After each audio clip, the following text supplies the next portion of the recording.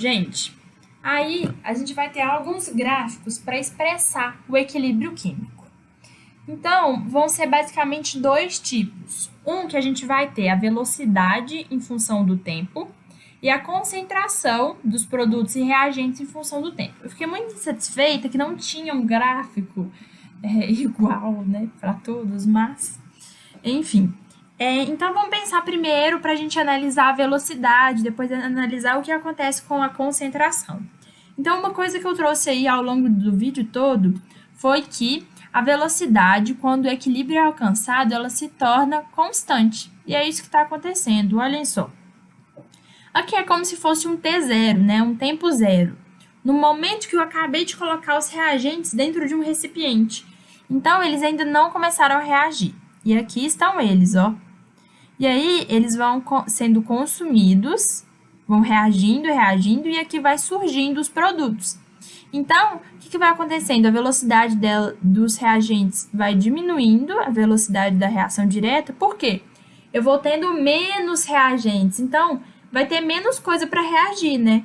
Então, a velocidade vai diminuindo, porque antes no início eu tinha um montão de reagente, agora está diminuindo.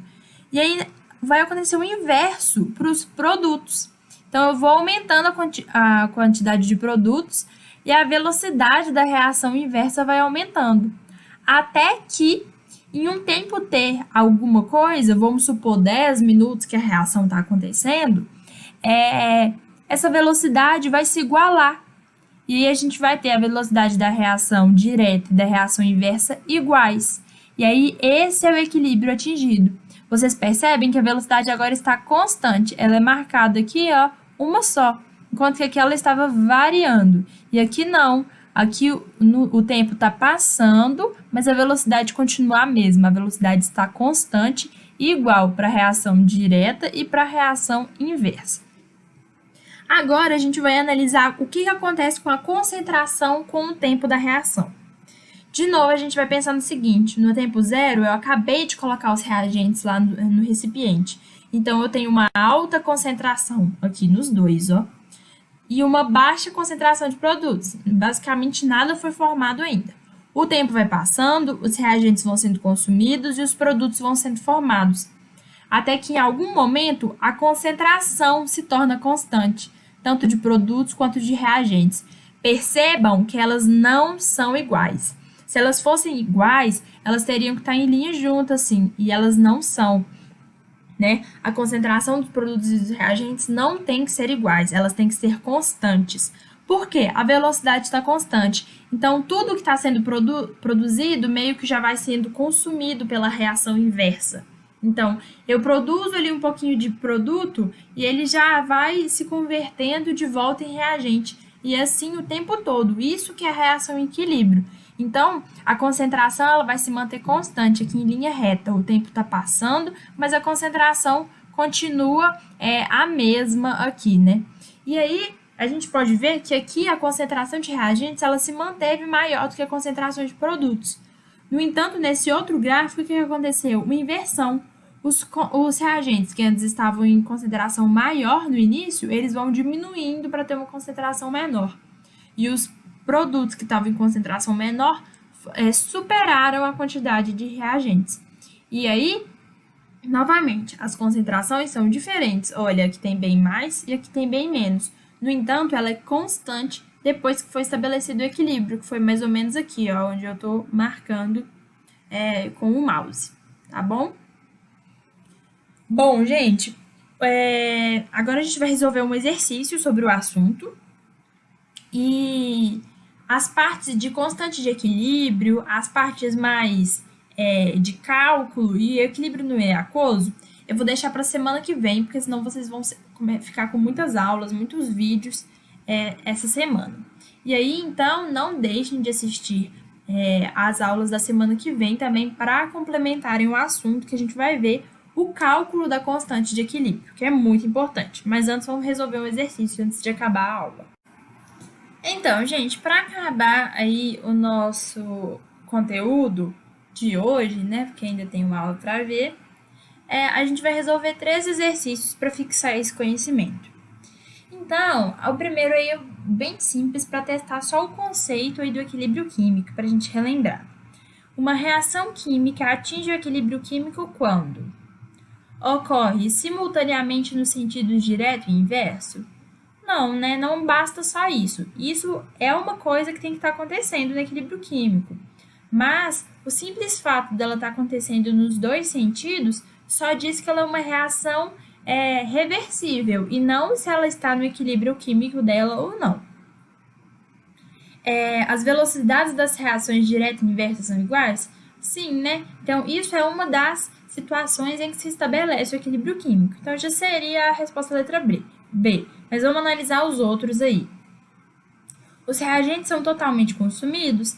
Não, né? O reagente fica com uma concentração ali constante durante o equilíbrio químico. Ela não se altera quando o equilíbrio químico é atingido. A temperatura do sistema é igual à do ambiente? Não necessariamente. O sistema em equilíbrio pode estar completamente fechado e selado, de modo que ele não tem contato com a temperatura do ambiente, tá? Então, não precisa. A razão entre as concentrações de reagentes e produtos é unitária? Não necessariamente também, né? As concentrações podem ser bem diferentes, tanto de produtos quanto de reagentes. No entanto, elas têm que ser constantes durante o processo de equilíbrio.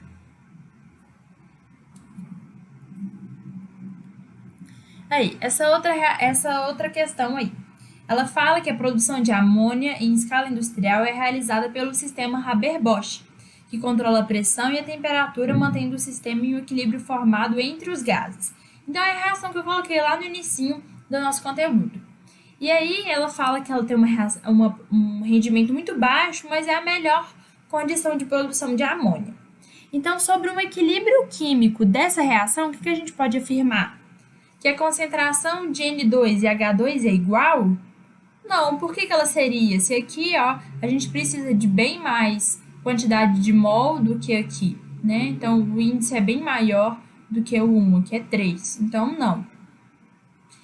Sobre o equilíbrio, a concentração de NH3 é constante? Sim, né? Quando estabelecido o equilíbrio químico, a concentração do produto e a concentração dos reagentes vai ser constante.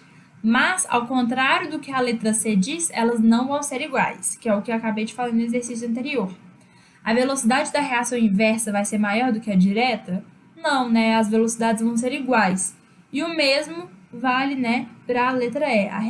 A velocidade da reação direta é maior do que a velocidade da reação inversa? Também não, elas são iguais. E a nossa última questão aí que eu vou resolver vai ser do Enem 2019. E aí ela tem aquele textão, né, para você ficar confuso, como sempre.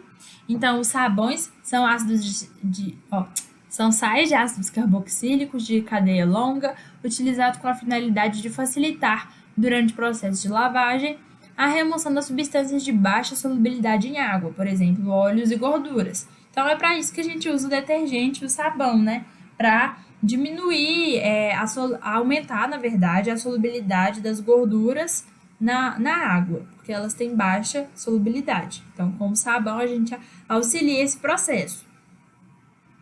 E aí, em solução, os ânions do sabão podem hidrolisar a água e, desse modo, formar o ácido carboxílico.